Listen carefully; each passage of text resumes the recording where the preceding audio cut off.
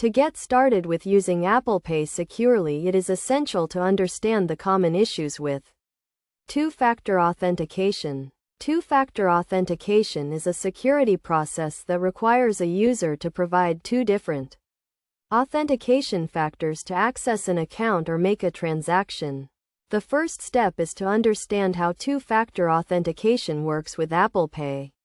When you try to make a purchase using Apple Pay, you will be prompted to authenticate the transaction using a passcode or fingerprint. One common issue with two-factor authentication is failing to receive the verification code. If you are having trouble receiving the verification code, make sure your phone has a stable internet connection and that you have entered the correct phone number. Another common issue is being unable to authenticate due to a disabled or locked account. If your account is disabled or locked, you will need to contact your bank or financial institution to resolve the issue.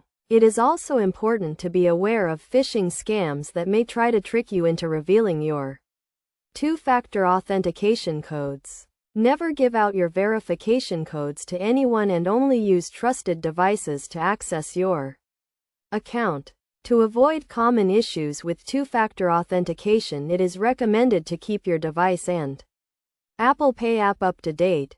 Regularly update your device and app to ensure you have the latest security features and patches. Additionally, it is a good idea to use a strong passcode and to keep your passcode confidential. Avoid using easily guessable information such as your name or birth date, and never share your passcode with anyone. By following these steps and being aware of the common issues with two-factor authentication, you can help ensure a secure and seamless experience with Apple Pay. Remember to always prioritize security and take the necessary precautions to protect your account and personal information.